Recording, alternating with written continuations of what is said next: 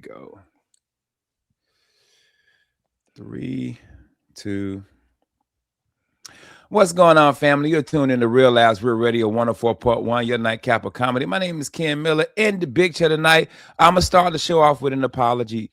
We want to say we are sorry to you guys. We have been gone for 2 weeks. 2 weeks. You know how I know this? I have got messages from people like, yo, are y'all off the air? Like, I just heard Devin. I heard Devin show. I'm like, hey, real quick, guys. I know we haven't done shows in 2 weeks. Is that because we don't have a show? Like, we just record this for ourselves. It's like it's like a Shutter Island. We're just doing this for ourselves. Like it's just us. Yeah. We think people are listening. Yeah. So, but we've actually Real Radio burned down 30 years ago. You know? Yeah, right. But I have actually been on the road, man. I've been on the road. Miguel has been on the road. James is actually on the road right now on the boat. Technically, James is on the water. Yeah. So we just not haven't had a chance for all of us to be able to get together, man. So we are sorry, but we are back. We're going to give you guys brand new shows all week. So we do appreciate you. Once again, Ken Miller in the big chair. Got to give a shout out to our official sponsor from Kaufman and Lynn and the Under Oath podcast, Mr. Jeff Kaufman, www.whenyouneedus.com, 407-500-JEFF. Slip or fall, car accident, kick in the ass. Call Jeff Kaufman and Law Office of Kaufman and Lynn. And make sure you check out the Under Oath podcast as well. But join the virtual studio with my comedy family. I'm going to start off with my brother who helped get this thing started, Mr. Miguel Colon Jr. My brother, I missed you, man. How you been, kid? I missed you too, man. I'm good, man. I'm good. I miss guys. When I'm not on the radio with you guys, man, I do get jealous because I'll see a clip or something. So I was kind of happy we were all gone because I was like, cool. Because, guys, every time I'm not on the radio, something happens that I would have loved. They're like, hey, Miguel had to take Monday off, so he's not going to be here tonight. Joining us in studio is Method Man and the Ghost of Tupac. What's going on, guys? I'm like, what? And then it's just Kaufman. And Kaufman's like, so you guys are singers, huh? Okay. You know? He's like, hey, man, Miguel couldn't make it today on the radio, but that's cool. We're all going to get in the Voltron cats and fly around, you know? And Aimee's like, yeah, Aimee's like, robots are pretty. And I'm like, showing my boobs. Yeah.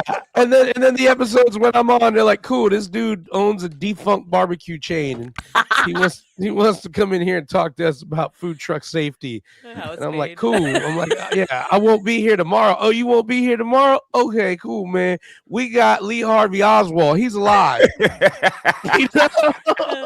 He's very boring. Very, very boring. Hey, man. Shout out to my brother Miguel Colon Jr. Also, that voice you hear from the Pillow Park podcast and the Sight Comedy Show, who I found out was famous this week for what I heard. No, come on. Famous this week. Aimee LaCour. They say, hey, I get a text. I'm at a comedy show. I get a text from Miguel. Miguel said, yo, Aimee is killing it. I said, what's going on? He says, yo, we're at this Monsters Live thing, and she got like a line wrapped around the corner, you know what I'm saying? Like people want to meet her and take selfies. He said, yo, Ken, it's crazy. I said, well, who came to see you? He was like, nobody. No, that's such a lie. There was like some old guys. There was like 3 old guys that really wanted to hug Miguel. He had people. People kept coming up to me and be like, hey, man, can you take a picture of me and Aimee? I said, yeah, man. I'll take a picture of Holocaust-denying Aimee LaCour. Oh, there we go. Yeah, I got no problem taking a picture of Aimee LaCour who said Chris Brown's the victim. Yeah. So what was going on? What were you doing at the show? Because I found out about it through Miguel.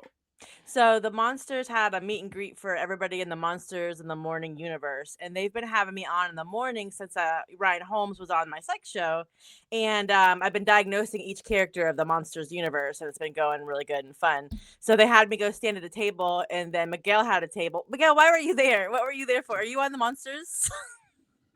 Girl, I get kiss the ring. First of all, kick up. If you slinging a joke in this town, I better get 10%. Okay? Yeah. If a chuckle bag's being sold in the park, I want in. Okay. Yeah, girl, I'm Monsters Comedian of the Year, man. I've been a part of the Monsters crew long before you showed up being all weird. I've never listened to the monsters in my life. Damn, man, you ain't even a real. All these people supporting you. You don't even support them. Hey, You guys hey. heard Aimee LaCour said Bill Cosby. I'm a fan of his work, not his comedy, but his work. That's what Aimee said. It was so fun having. Oh yeah, sorry. Go ahead, kid. I'm just curious. So you don't listen to the monsters, but you go on the show? Yeah, I never listened to it in my life. No, I work. I have a job. The monsters is during my work time. I've never listened. You work know they at got a home. podcast. I work. Yeah, I do my podcast with Rue at nighttime. Yeah, That's all. you can listen to them at their podcast. They on YouTube. So you just walked into and started being on the show. It could have been a whole clan rally, and you was like, "It's radio." Hey guys, happy to be here. You guys know there's a cross on fire? They asked me to be there. I said okay. Yeah. And listen, guys, it's been on for 35 years. I'm the kind of person, if I don't start from the beginning, I never watch it. Like, I didn't start Marvel. Yeah, like Marvel. I was like, oh, it's a flash in the pan. Like 20 years, I haven't seen any Marvel since. I won't watch it. That's why I don't vote. I'm like, this has been going over how many years? Oh, I didn't get into that first one. I wasn't part of the Continental Congress, so I feel weird hopping in now. No continuity. I can't.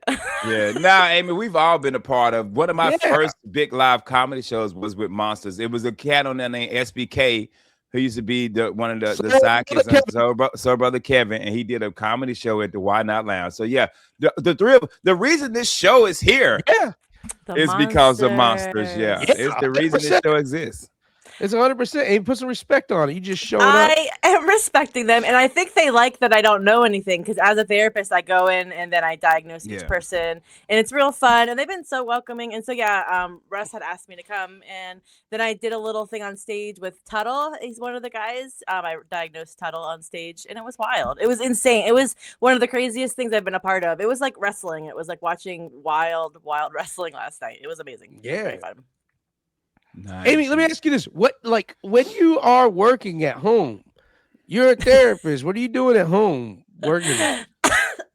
I am a trainer now. I'm a trainer for therapists. So I keep my therapy license up. I could do therapy, but I don't actually do individual therapy anymore. Are you like a therapy corner man? I see Aimee. She's like, hit him with some emotional support. Hit him with some emotional support. Get the Mexican kid in here. This guy's got nothing.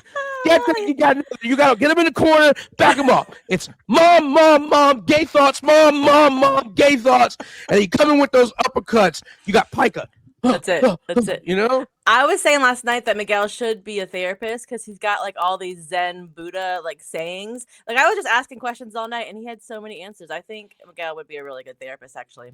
Yeah, that's because you're not a good therapist. Not all of us should be. You're like, yeah, you be a therapist. You be a therapist. Look under your seat. Everybody got a therapy license. He can't take a compliment because he did. He was just like so Zen, and then he was. The thing about Miguel is in the real world, he's so nice. And then when he comes here, he's just so mean. And I don't know what to do. You kept saying I was mean last night. What? You kept saying I was mean. Aimee thinks every man of color is mean, bro. She does. She diagnosed you with angry black man syndrome. I'm I gotta put my fan on. Hey, Miguel, when I did the psych show, I looked over. Aimee wasn't even writing nothing for me.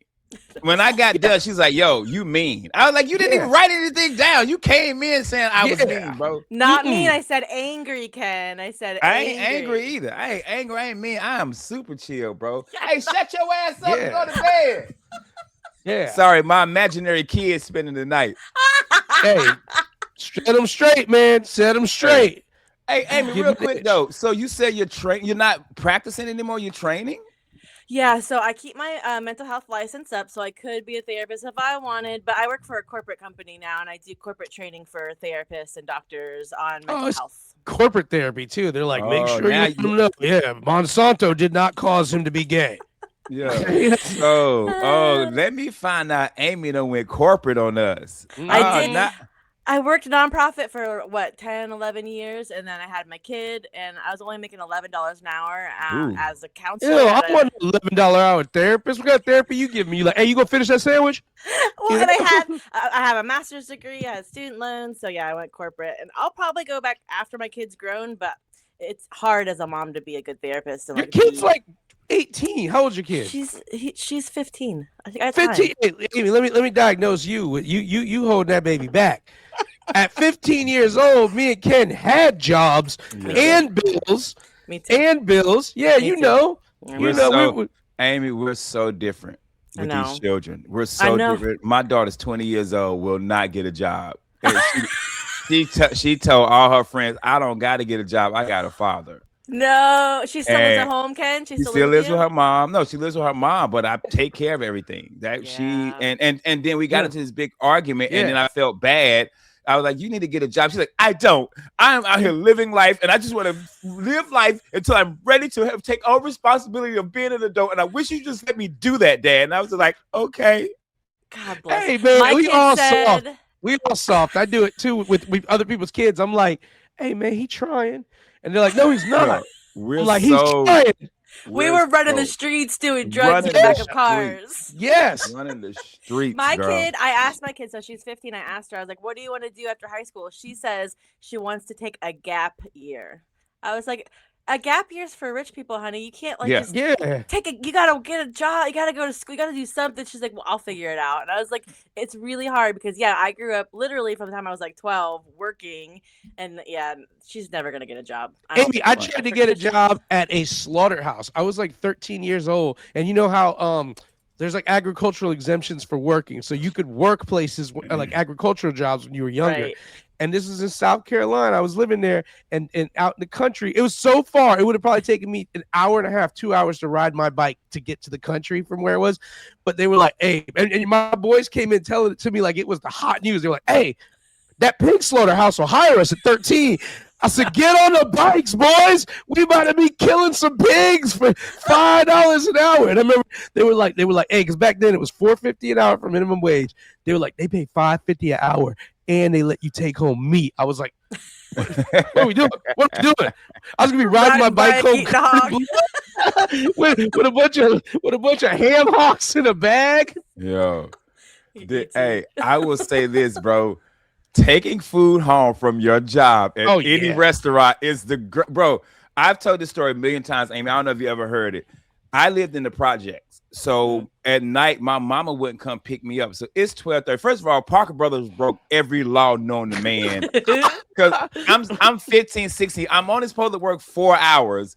I'm working 8 hours. It's 12:30 at night. I have to go to school in the morning. I'm walking home, and I would take bags and bags of chicken with me. Chicken man. Chicken fib. And then I would walk past these drug dealers and I would get them chicken. I would get them chicken meals and they wouldn't mess with me. They'd be like, that's Parker Brother, go chicken dude right there. And I would walk home safe every night. I would make sure and it was hot, fresh. Like I fried that chicken before I left the job. Wow. How old are you, Ken? How old were you? When I was between 15 and 18 years old. I worked at Parker Brothers for 3 years and I would walk home. In the hood, if you have a function, you are less messed with. Cause somebody be like, hey, that's Chicken Man. Yeah, he all right. And then be like, hey, no, that's Ricky. He sell tires. He's necessary. If you have a function, you like, oh no, that's Eddie, man. He be cleaning sneakers. Don't kill him. You know? We need him. Him.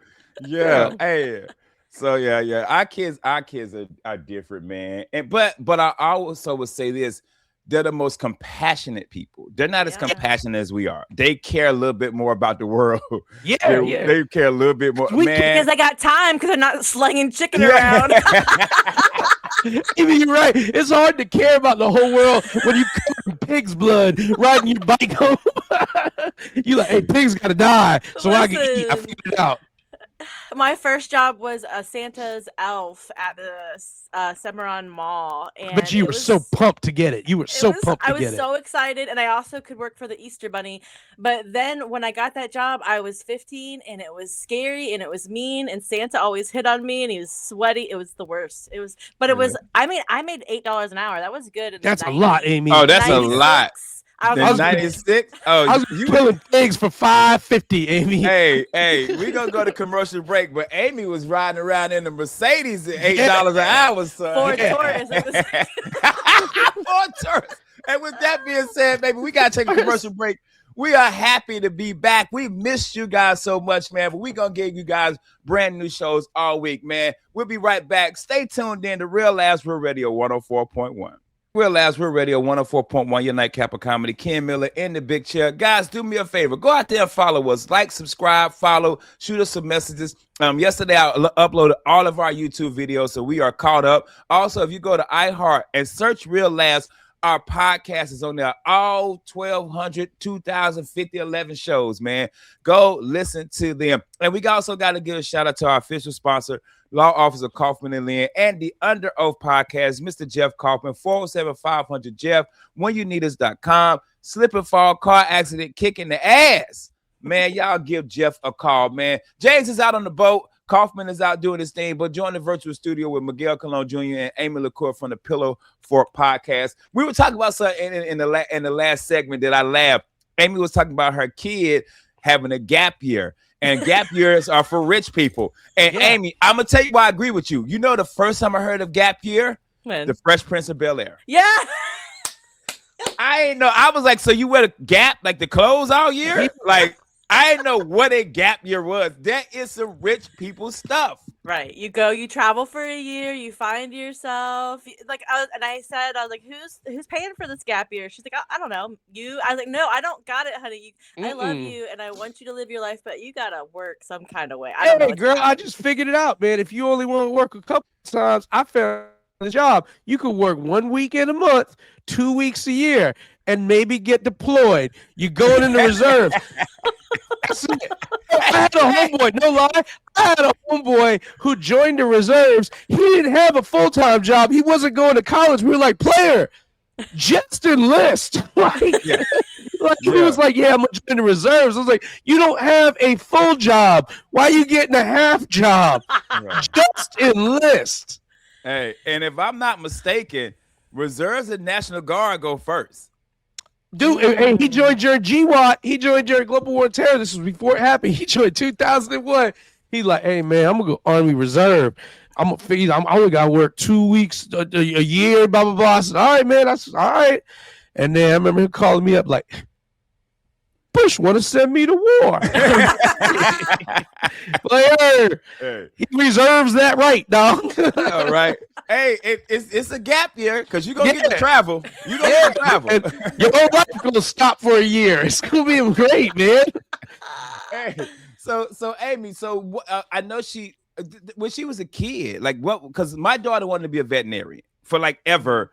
And then she wanted to do like cook. And then and now she's just like, I don't know, Dad. Like, was it something that your baby wanted to do when she was a kid that you were like, oh, I'm super excited for her? And now she's changed her mind?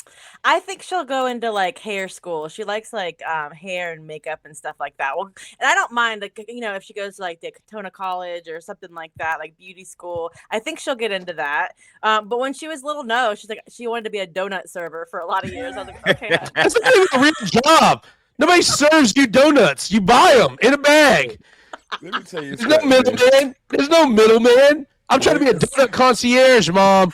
People they have no clue what they're looking for. They buy what they think they want. I want to be there and be like, hey, how's it going? I'm Miss LaCour. I'm the donut concierge. Let me ask you a quick question.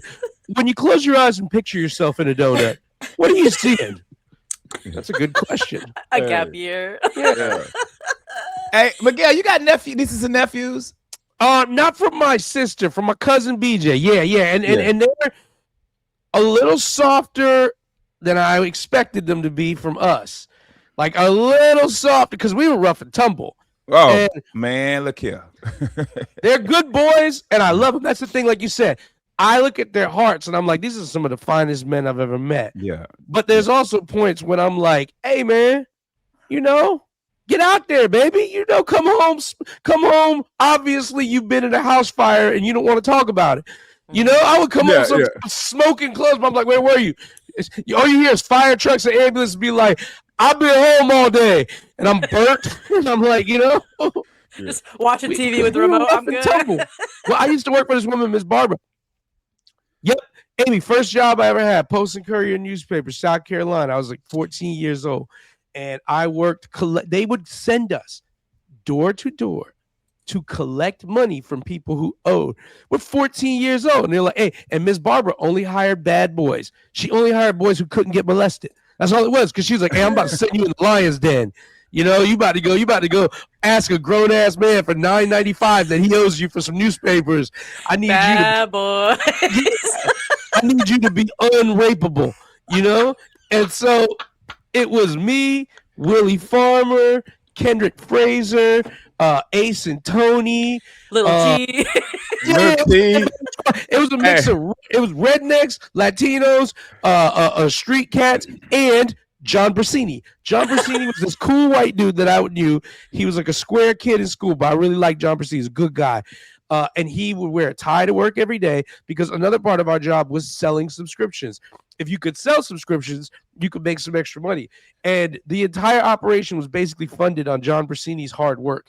He had a pitch. He had everything. He would wear a tie. He would go door to door. And you had two jobs when you worked at the Post and Courier newspaper for Miss Barbara. Either you and the crew went around and collected money, or your job was to be with John Brasini and make sure he didn't get raped or murdered. That was it. He was good. John was a good-looking little boy.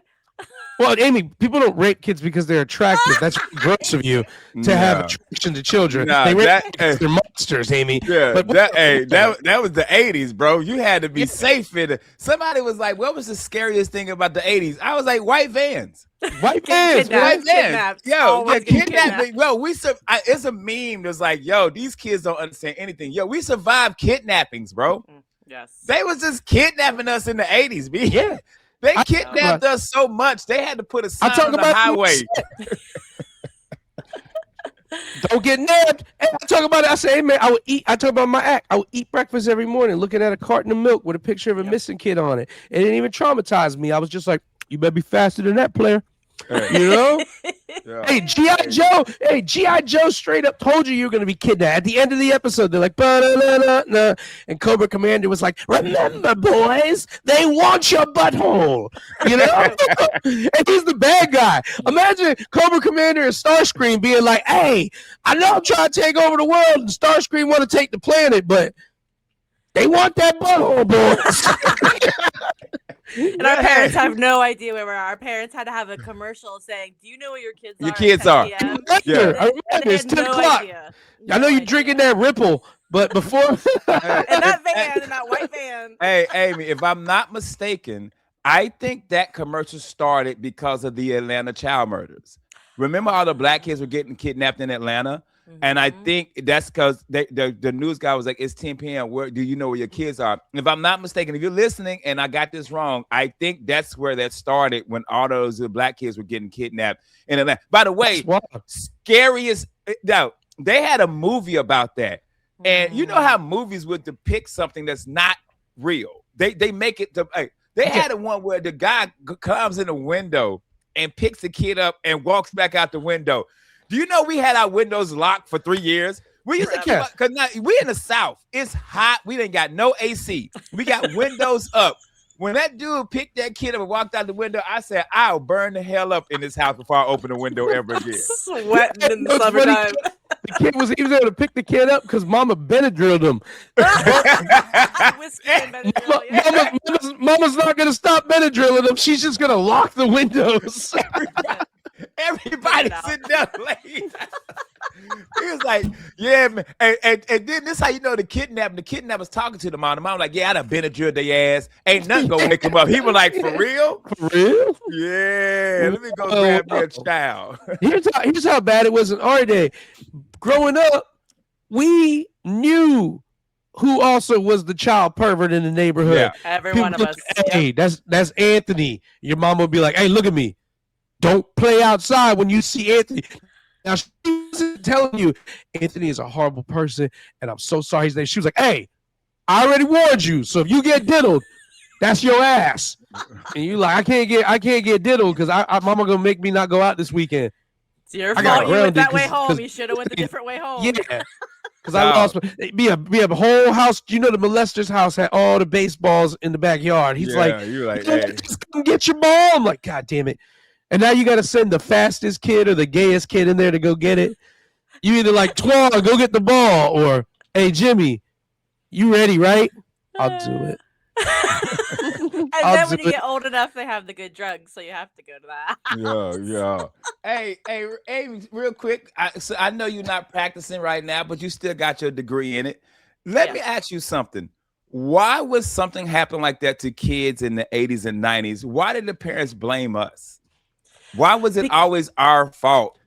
I think that generation was the boomer generation, and I feel like they gave us everything, like as far as like more love than they got, but then they just let us run the streets, right? So I think like I think kidnappers wised up, and they're like, these kids are out in the streets, we're gonna get them. I think it was like free reign for kidnappers in the 80s and 90s. And as Aimee brought up, she thinks children were more attractive in the 80s. That's what you said, Aimee. Sexy babies. Yeah. Sexy look at them 3 striped socks. Yeah. Because I always feel like if something bad happened to you, our parents and well, that's what you get for walking through that. That's what you get. No, it's my fault. This psychopath grabbed me and threw me in the trunk. And we raised ourselves. Like my dad had a great childhood, and then he didn't raise us. I don't understand that. Like the boomers, I feel like had a really good childhood, and then they wanted to be like selfish. And then I feel like our generation was latchkey kids just running the streets. Like I didn't have any curfew by the time I was like 10 or 11. Like I could go anywhere let me tell you something. Hey, Miguel Cologne Jr. Ruth and May was like, I want you home by 11:30. I walk in there at 1:30. Nothing.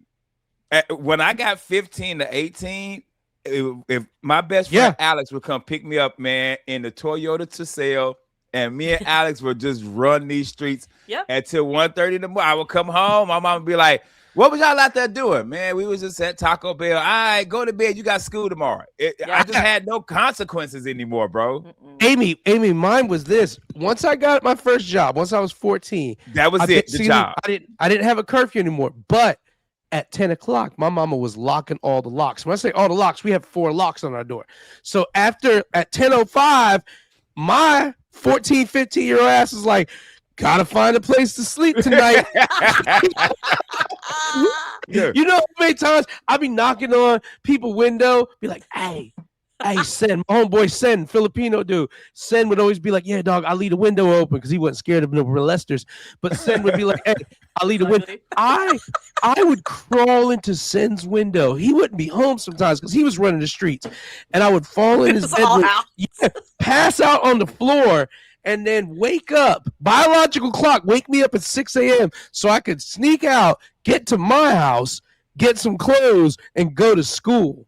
That's why when I meet people our age that like can't, like they're like, oh, I don't, like I can't keep track because I got ADD. I'm like, you whack as hell. You ever been out all night, had to find a place to sleep, and then still tell your body, we got to wake up at 6 because we got to learn tomorrow. Because you want to get out of this. I know, because that's the thing. Being so poor when I was a kid, I didn't want to stay poor. So I was like, let me stay out all night and like have fun, but also let me get home so I can go and get a degree and get out of the poor area. I grew up working class. We were not poor. My father and my mother, they only had 3 kids. So we were broke. The difference between broke and poor is broke means we don't have extra fun money. But we always had a home. We had lights. We had clothes. There would never been. My mom has 11 sisters and brothers. There was never be a situation where we didn't have anything. But you just still were expected to contribute.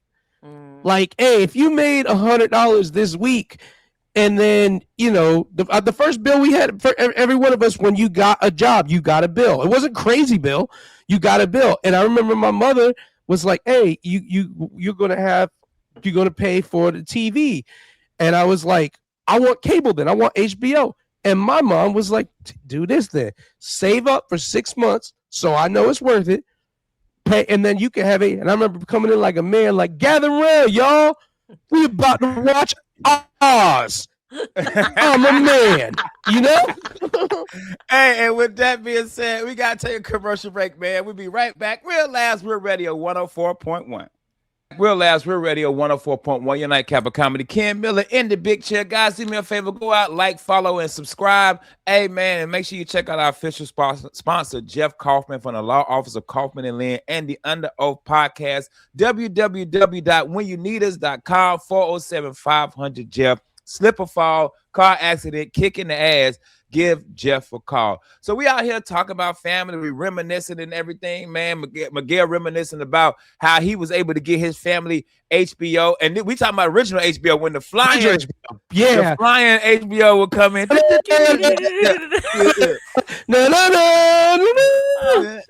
Chills. Yeah, man. So Miguel was talking about reminiscing, man, and paying the bills and stuff, which is kind of dope because I felt like we all had that responsibility growing up. Like, hey, you go work. And I think that's why our parents didn't really bother us. Like, like before my son passed away, I told him he was living with his mom. He was paying like $100 a month for rent, which was nothing. I said, pay a bill. I said, what's the most important bill in the house to you? He said, the internet. I said, cool, pay the internet bill. And he did. Kenny was always working. I know that. Kenny was, I remember he was working at Public. Kenny was always working. My son always had a job, bro. Always had a job. I wish he would took that job and got some therapy, but he always went to Aimee, and Aimee was like, I'm busy. I got the fan on. Whatever. Aimee was like, I do corporate therapy now, little black kid. Ew, yeah, I can't do it. She's like, I don't know. She's looking over her notes. She's like, I don't know. He was listening to Ghetto Boys. Said something about his mind play tricks. I don't know. I was kind of zoned out. Well, Miguel, you want to talk more about the reminiscing and stuff? I do, and I have a question for Dr. Aimee LaCour. I'm giving you a doctor, Aimee. It's cool, man. Thank you so much. It's fake anyway. Like, you like Dr. Umar. Hey, the words expressed in this show was Miguel Colon Jr. Ken Miller loved Dr. Umar. he's so hey, Aimee, look him up. He is hilariously a liar. Yeah. I will tell you what, I will go on real quick. My algorithm's all messed up because I will watch Dr. Umar and Nick Fuentes all day just to laugh at and it's horrible. I get why people would be like, this is horrible, but as a comic, I'm like, this is gold. This is just hilarious lies. But Dr. Amar, so your daughter's 14, and she and we're talking about like our childhood and stuff. As a parent, what is, because I guess the question is, me and Ken talk about how the grandparents, like his grandparents, just spoil the kids. They spoil them, and then they were hard on Ken, but they spoil the kids. And then I don't have children, so I'm asking this honest question: what is it like when you're talking to your daughter and she's telling you, "I want to take a gap year"? There's got to be this like conflict inside you where the old how you were raised is like, hell no. But then the other Aimee's like, all right, I know my daughter. I know if I pressure her, we're just going to fight about this right now. What do you do with these two wolves, Aimee? How do you control these two wolves inside you? Well, my real husband also grew up in a time where it was pretty traumatic and hard. So we talk crap about her. Hey, I love it. I love that you made her and you raised her and you're allowing her to do this. And then she walks off. You're like, this bitch soft as hell. It's so hard, and it's such an interesting topic because what will happen is each time there's another like milestone, like the first day of school, right? Like my dad wasn't at the first day of school, but I'm at your first day of school. You know what I mean? Like, I'm proud of myself that I'm breaking the cycle, but then there will be these feelings of like, resentment, not towards her, and it'll be opened each time. And it's hard not to trauma dump that. And so the hardest part is when they're not grateful, right? So like, my kid went to a really good school for like her whole until middle school, and she'll complain about that because she didn't like the kids. I'm like, honey, I was at a school that didn't have a name. It was like school 517, and like we had to you know what I mean? And like I and I'm not like I'm grateful for my upbringing, but like I had to find lunch money, I had to work, so it's like when she isn't grateful about things, that's when it's the most hard. Hey, side thing that you said, this is Miguel Colon's political opinion. I stand by this politically. No child in America should be required to come up with any money for lunch. Absolutely. We gotta figure out a way to make, and I'm not saying gourmet, but listen, as Americans, we have to figure out a way that lunch is just free. Right. Lunch is because, man, I'm gonna tell you, Like I said, I was not a poor kid. My father worked. My mother took care of the household. But hey, there are weeks where it was like, hey, because I had free lunch my whole life, man, because we qualified free lunch. And there are weeks where I would see kids who were poor but had reduced lunch for some reason because their parents didn't fill the form out.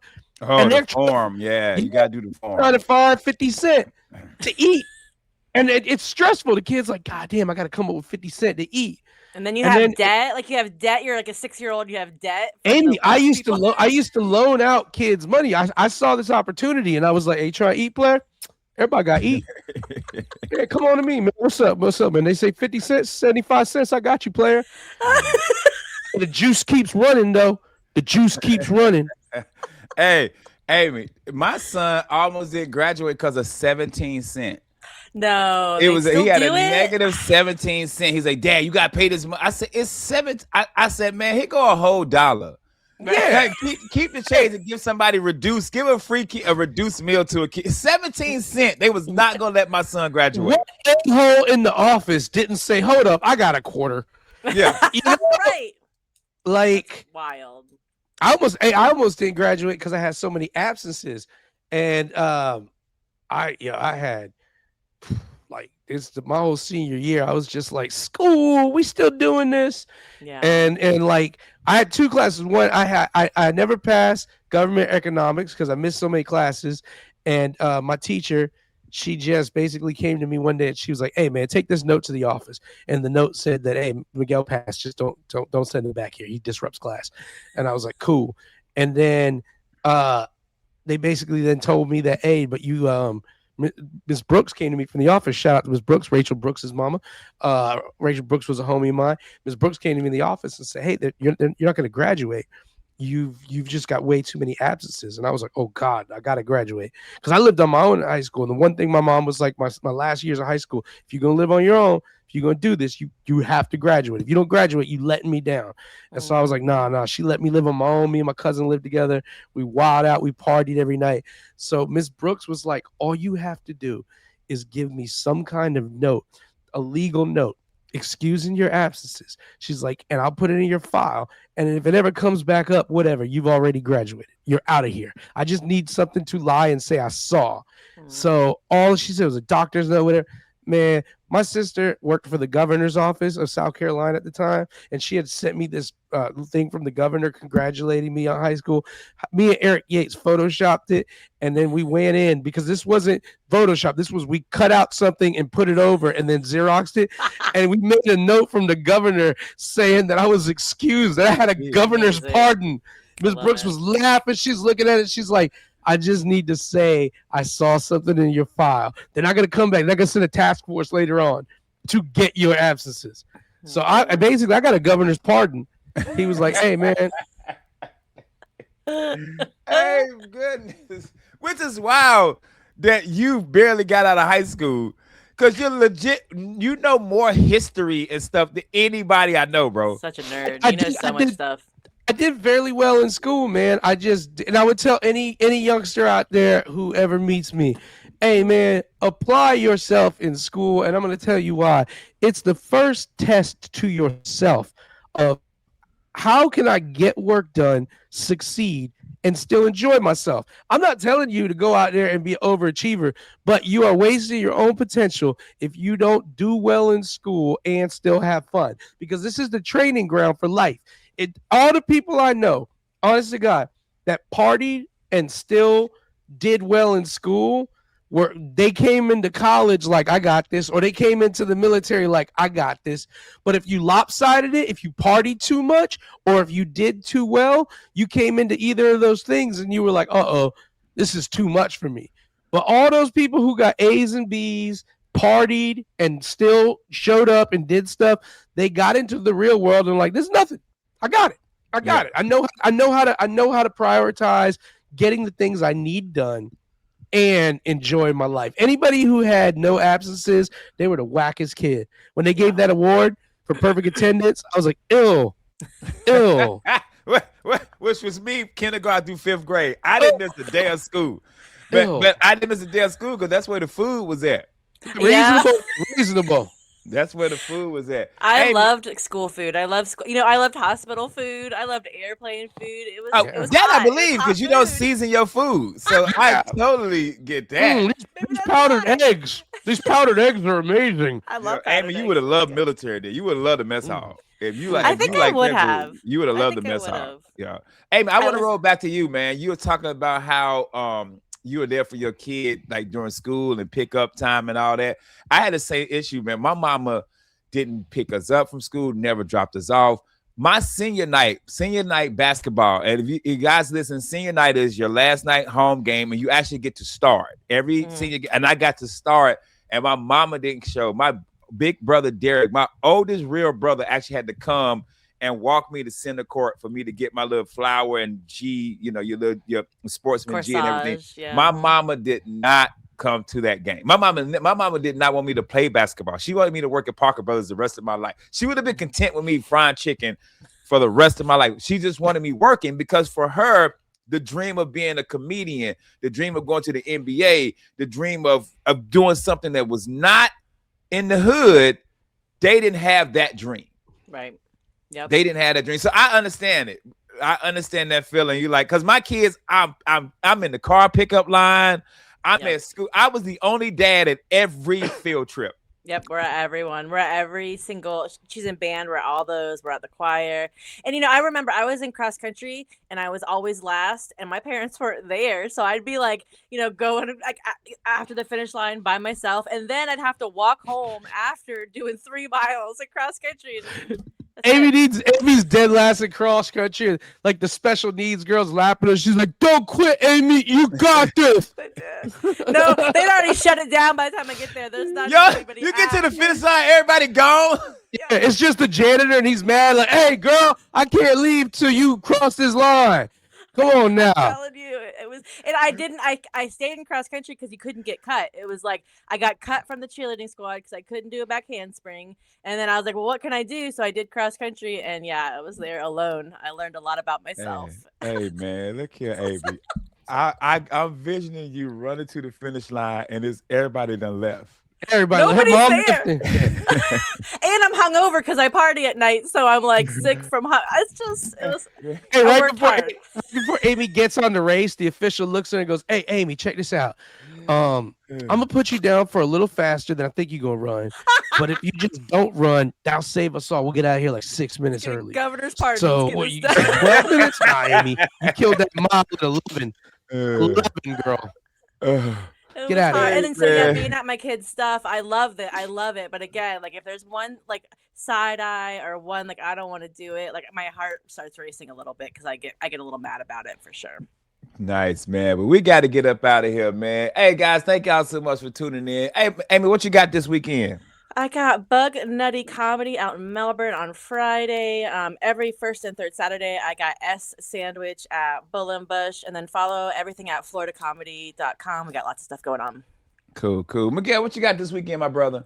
Yeah, I'm going to be at the Jacksonville Comedy Zone on Tuesday. But on Thursday, me, David Jolly, Jake Ricker are going to be at the Funny Bone in Orlando. Tickets are available now. You go to OrlandoFunnyBone.com. You see David Jolly from Kill Tony, myself, and Jake Ricker. Nice. This weekend, I will be in Cape Coral with OMG at Wicks. All the shows are sold out, but we appreciate y'all, everybody who bought tickets, man. But we got to get up out of here, man. We will see you guys tomorrow night from the Law Office of Kaufman Lane and the Under Oath podcast, www.whenyouneedus.com, 407-500-JEFF. Make sure you guys check out our sponsor if you got a slip or fall car accident. I am Ken Miller. That is Miguel Colon Jr., and that is Aimee LaCour. Aimee, do me a favor, sister. Tell them what to do. Take your ass to bed. Good night.